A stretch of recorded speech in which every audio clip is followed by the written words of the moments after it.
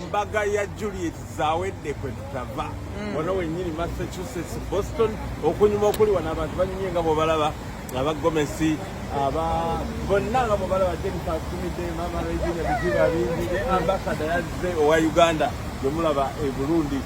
bano obono yaani ayambadde akateeteeyi kali awo ngategereka abakungu ba gavumenti baabali bannange kwegamba we tuli wano okakasa nti oli mu America naye maama obeeko nekyoyogera oba wano oli kubukedde ngamba ebaza mukama lwaki nekikutuuseeko bangala byonna bijja bulungi alina bigambo bitono Mama Regina Kyamufumba Mama Julie awedde n'abaana abalala sinasiye tetwali badde wano kale tuyingire kubanga akadde katukutte